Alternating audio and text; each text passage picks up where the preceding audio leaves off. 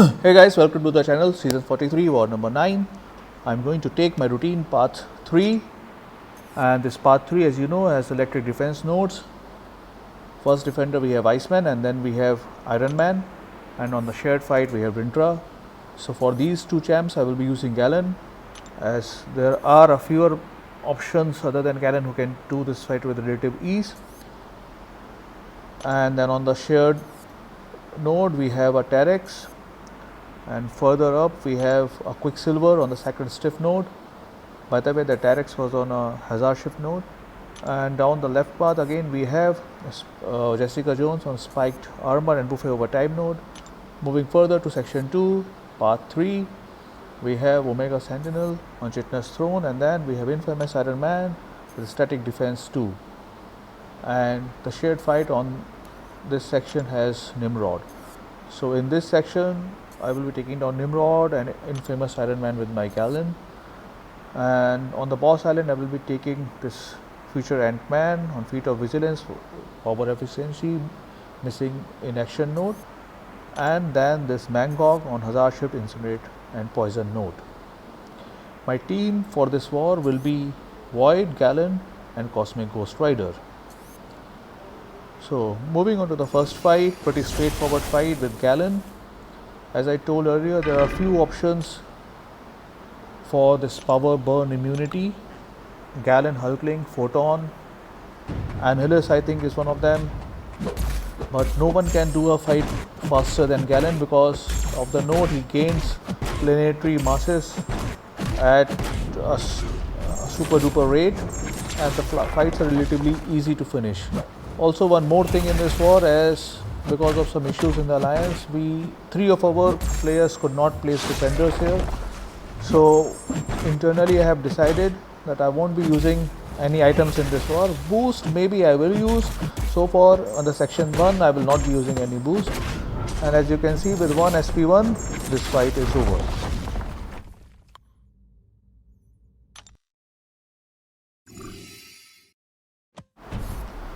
And we move to Rintra on this first shared fight. So I will be taking this fight with Void. Initially I was in a dilemma whether to bring Void or Scorpion for the fights against the Mystics and against these nodes on the Hazard Shift, but I decided to bring Void, and it turned out to be a good reason.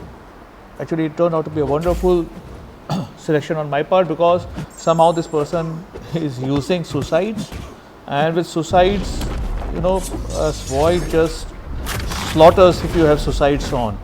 So as you can see, I'm not doing anything, I'm just waiting for my debuffs to be placed on the Rintra, and I'm occasionally just spamming SP1 for reversing any healing that he might get, and with that, just in a blink of an eye this fight is over. And mind you, I didn't use any boosts here.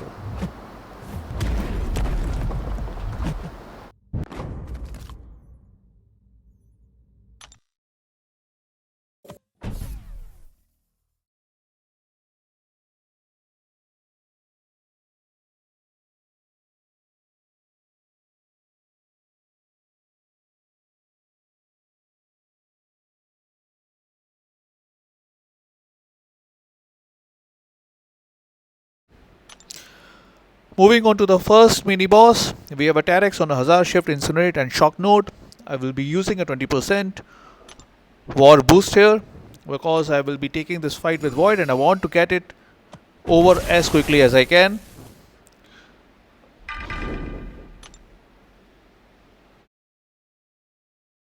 As I mentioned earlier, I was pretty sure that these guys are using Suicide somehow, maybe because they were grading arena for Vox, and that Suicides have carried on onto the defenders, which means that Void is the best attack option that I can have here.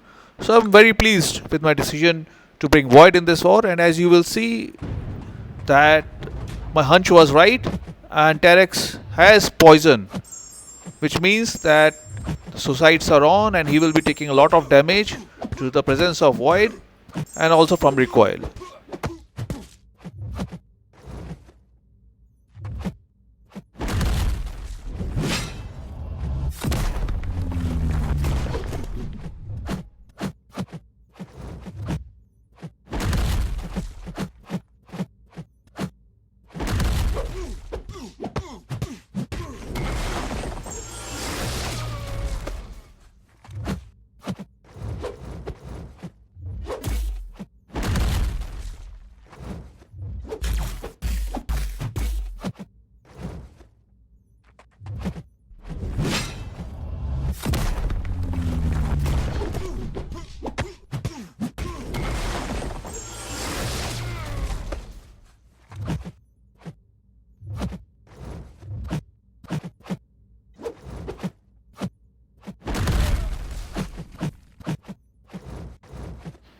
There were some mistakes in this fight here and there. It was not very smooth, but I cannot complain because I finished this fight at a good 50% of health, and which is fine by me.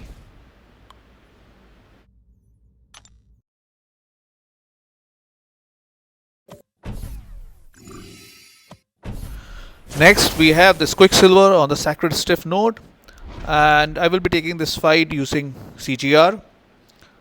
Frankly speaking, I have done this fight many times in the Battlegrounds matchups, but here the problem will be that I will be rooted couple of times. But nevertheless, the fight went down in in an okay manner, not very great, but not very bad, and I got the full attack bonus, so I think that was a win for me.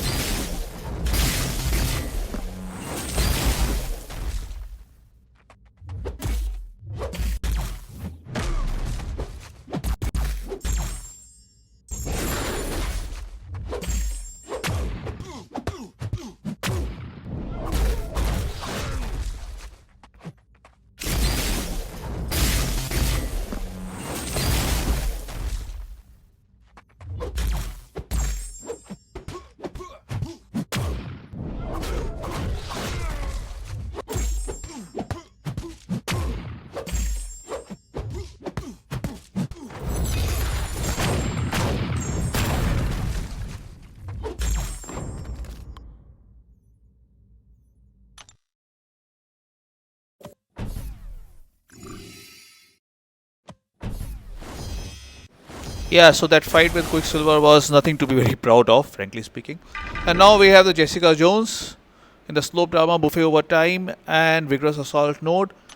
I've taken this node couple of times in this season, and the main issue here is that once the defender gets a regeneration buff, he or she becomes unblockable, and that was the reason why I'm taking this fight with Void. And I'm pretty sure that they were running suicides here, and I stand out to be corrected here. And as you can see, uh, even the Void is at 51% of health due to the suicides being turned on, the this fight turned out to be a piece of cake.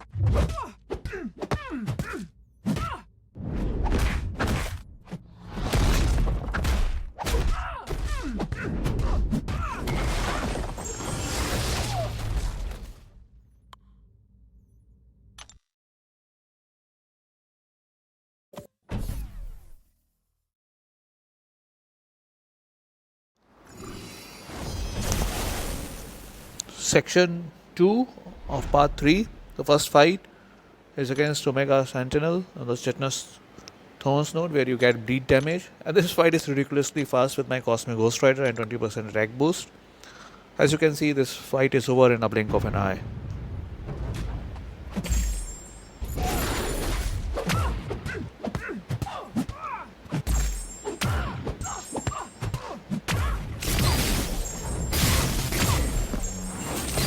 And there she goes.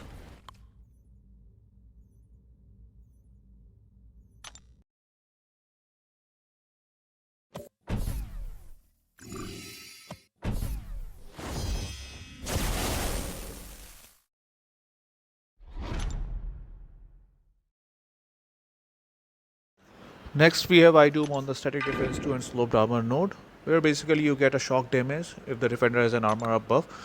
I will be taking this fight using my Galen. I've done this a couple of times earlier also, and despite Galen not being immune to shock, this fight is relatively easy for him. So I just go for intercept, and I will be intercepting a lot in this fight thanks to the Crit Me BG meta. Relatively simple fight, nothing more to add here. Dex is SP1, follow with your SP1s, and seek for an opportunity to hit him with the heavy, and then after that fight is over. There you go, there's the heavy, and it's only a matter of time where Iron Doom will touch the dust.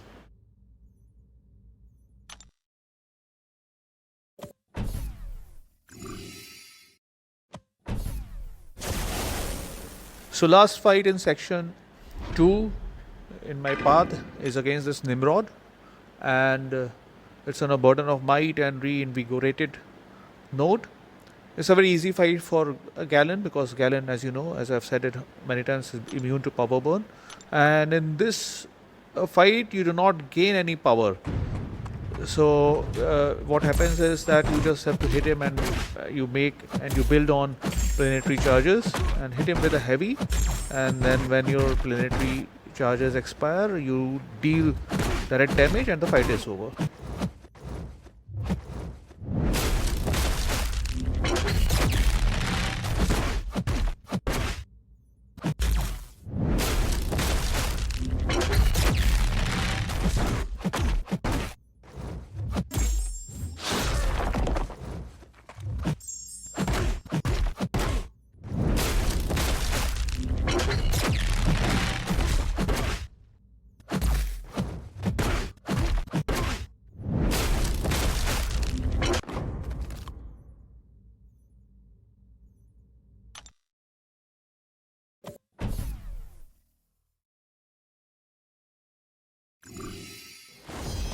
So we move to boss island of this war, and I will be taking 2 nodes, the future Ant-Man on the power efficiency, missing in action and return policy node, which is a very good placement for future Ant-Man because first of all his armor buffs, if they are nullified, he will gain power, and then missing in action means he will be missing a lot of attacks. I'm using 2 boosts here, 20% attack and health and 15% attack boost. So the plan here is to finish the fight as quickly as possible with CGR, maximizing the armor breaks. So that is how the fight should be, and here I will throw my SP2, and that will do a significant amount of damage to future Ant-Man. I had that missing in action debuff on me also at that point of time, but somehow it did not cause my special attacks to miss. So that was a good fight in my opinion, easy and clean. Now we move to Mangog on this Hazard Shift, Incinerate, Poison and Stun Immune node, and this is a very good fight with Void. I love taking fights with Void. So idea is basically here is to just hit him when he is in his Incinerate mode and not to hit him during Poison mode, and the Void will do the rest of the work. So that's it for this fight, nothing too very special about this, a lot of intercepts here.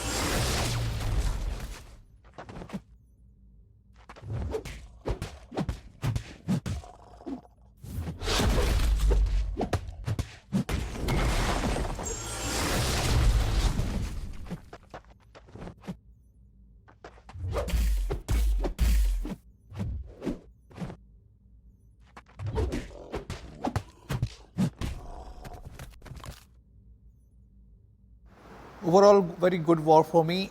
I didn't use any potions, so it was a win for me. Thanks for watching.